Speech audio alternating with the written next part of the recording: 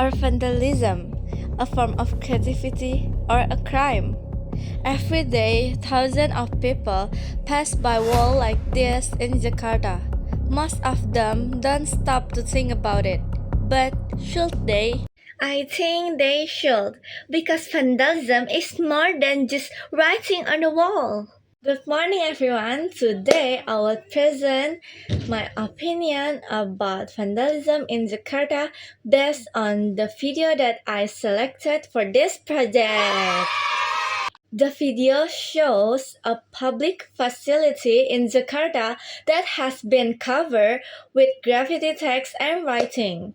We can see that the wall has been painted with names and symbols without permission. As a result, the area looks untidy and less attractive. This type of action is commonly known as vandalism.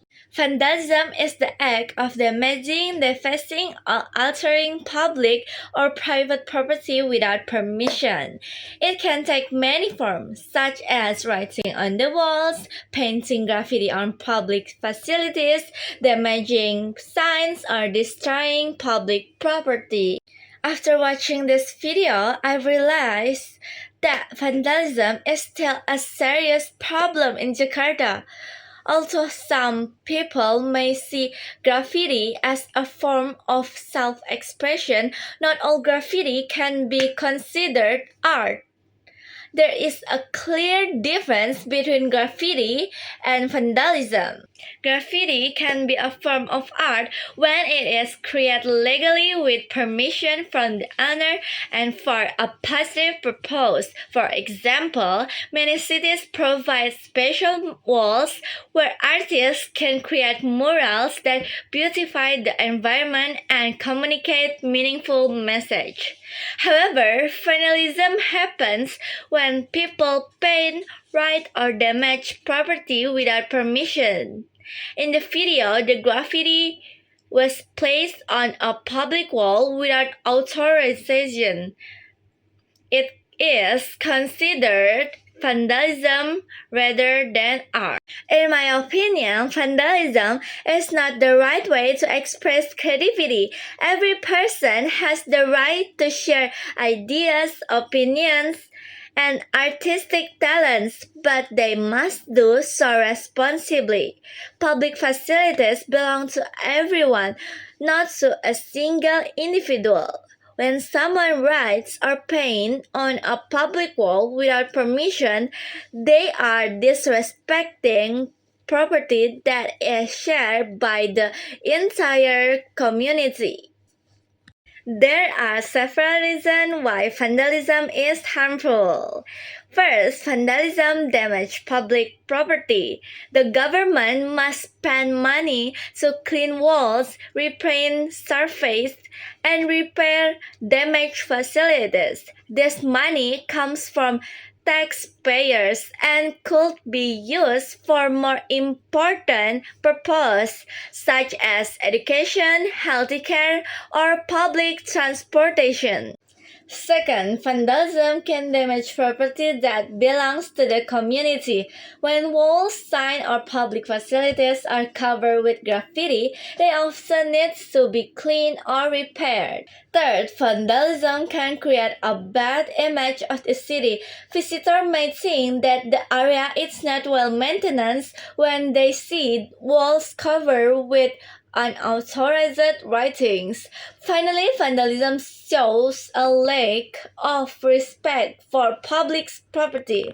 Since these facilities belong to everyone, we should help protect them instead of damage them. Besides being a social issue, vandalism is also a legal issue. According to Indonesian law, vandalism can lead to legal consequence.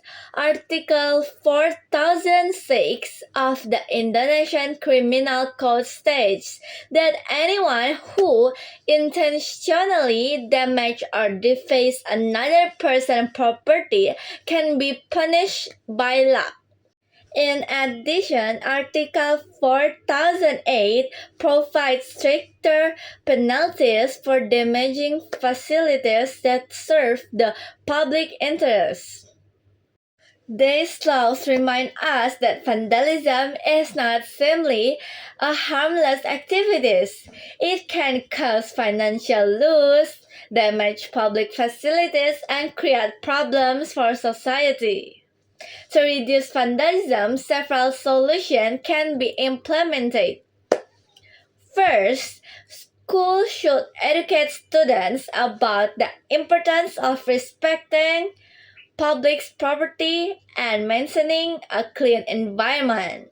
Second, local government can provide legal space for street artists by creating designated areas for murals and graffiti art. Young people can express their creativity without damaging public facilities.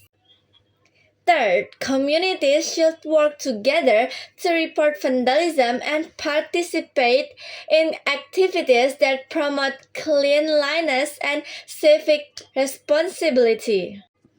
After watching this video, the message that I learned is very clear. Creativity should be used to improve society, not to damage it. Public facilities belong to all citizens and should be protected and respected. Young people should use their talents in positive way that benefit the community rather than creating problems for others.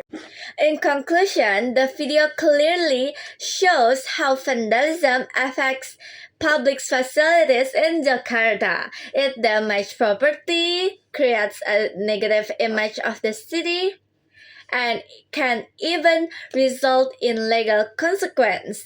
While creativity and self-expression are important, they must be balanced with responsibility and respect for public property. As citizens, we all have a role in keeping Jakarta clean, beautiful, and comfortable for everyone. Instead of vandalizing public space, we should use our creativity to create positive change in our community. Thank you for your attention. Have a nice day. Bye.